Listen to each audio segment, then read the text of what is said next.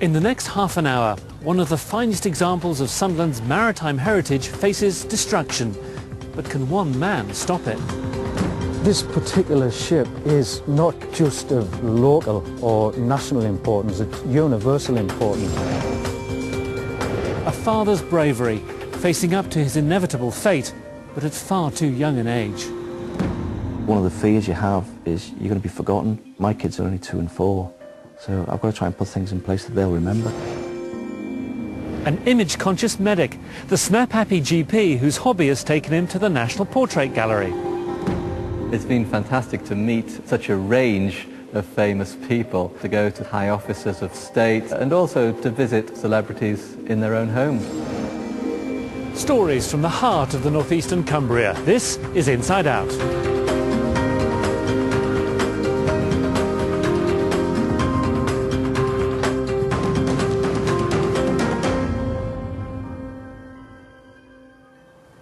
What's the one thing missing from this scene? Sunderland was once the world's largest shipbuilding town. Not that you'd know that today.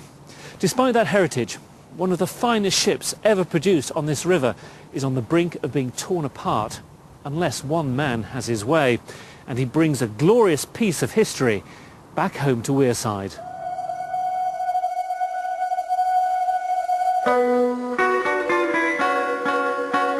Sunderland's South Docks, empty, derelict, and all but forgotten. But this was once the greatest shipbuilding town on earth. For over 600 years, vessels were built and launched all along the river. The finest surviving ship was built 146 years ago. The city of Adelaide was a composite clipper, her iron frame bound in elm, oak and teak. This is the city of Adelaide today, left to rot on a slipway in Irvine, West Scotland. Within weeks, she faces demolition because her Scottish owners can't afford to keep her. One man, Peter Maddison, has dedicated the last 10 years of his life to bringing her home. My little girl is called Adelaide, and she's called Adelaide after our wonderful clipper ship, City of Adelaide, now languishing on dry land in Scotland. Do you think the City of Adelaide could be broken up? Well, I thought your dad was going to save the ship. Darling, the ship's not going to get broken up. Last year, he staged a 4-day protest on board the ship. Actually, I'm a merchant man. My life, what inspires and drives me is old wooden boats. Why is it so important that this particular ship should be saved?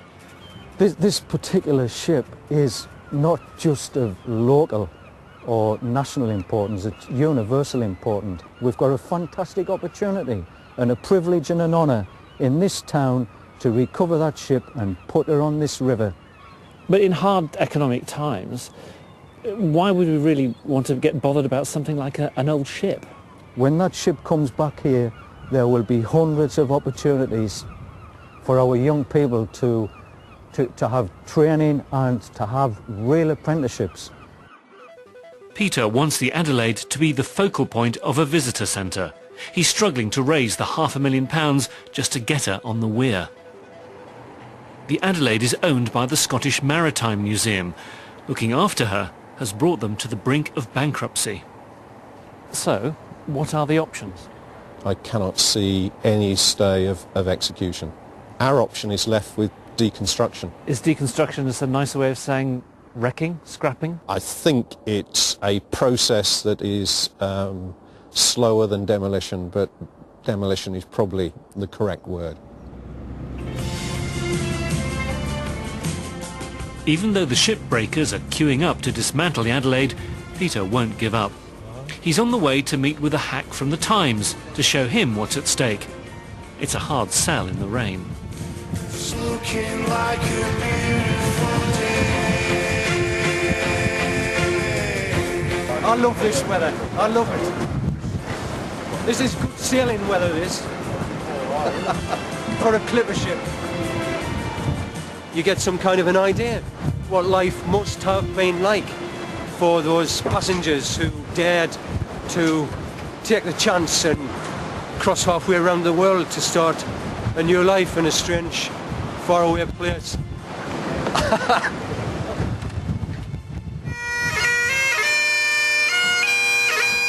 And in a faraway place, Peter now has a rival.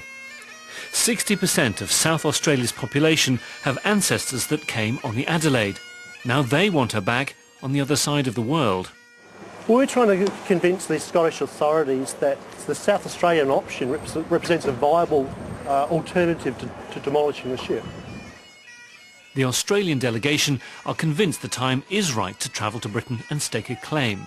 But that's not Peter's only blow. The only remaining similar ship, the Cllr.peter, has just been given one of the final instalments of a £46 million government grant.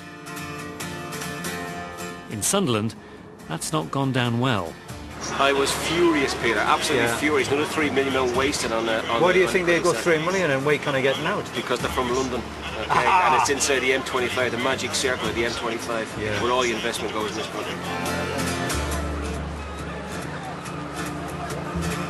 You weren't the gentleman that was on the ship for 3 days, were you? I was on the ship, Were you? well, I was working up Scotland at the time. Yeah, were you? I mean, I really feel passionate about it, like, you know, I mean, you need to bring the ship to Sunderland. I mean, you've had the industry, what we've lost, the shipyards and everything, and there's a perfect opportunity to get this ship on the way up.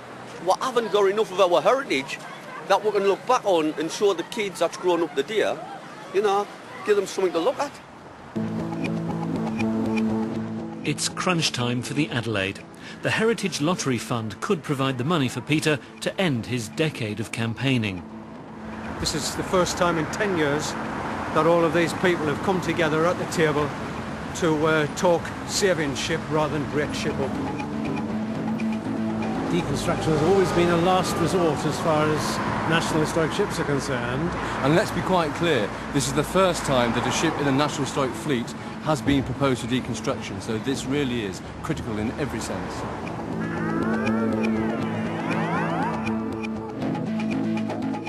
Now, we've not been allowed in, and we've been outside waiting for some 2 hours now.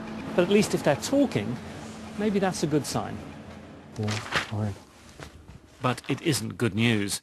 The fund have not offered up hard cash to any party.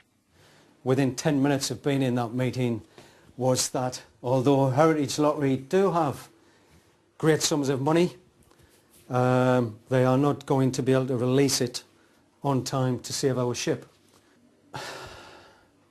I will never throw the towel in. Meanwhile, the Aussies have made their move. They're in Scotland for a series of high-profile meetings, and they believe they're in touching distance of their prize.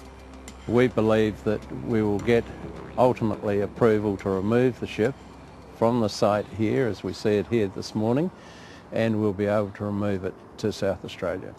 We would find that a lot of our supporters obviously wouldn't be very keen to support the ship going somewhere else. Well, it's like cricket, isn't it? Back in Sunderland, Peter and Scarf's lawyer, Alan Walton, have heard of the Aussies' growing confidence. This is not the Ashes, but if it turns out to be the Ashes, we'll bore our googlies and we'll do what we need to do. The fate of the Adelaide will be known in 5 weeks. But there's been another twist in the story. The owners admit they haven't got the funds to pay for a demolition, never mind a scientific deconstruction. So it looks like the Scottish Government will have to step in. But will it pay for a demolition, or be paying Sunderland or the Australians to take her away? I'd like to introduce this band tonight. Paul Jackson and Pete Dodds have written a song especially for the Adelaide.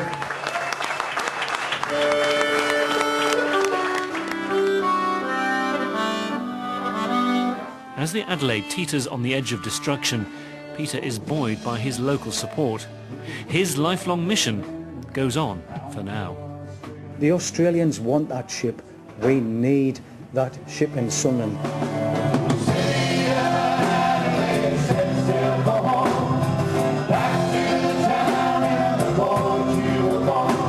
I know that the people in Sunderland want that ship back here. I'm absolutely determined that she comes here. I want to do something great for my hometown.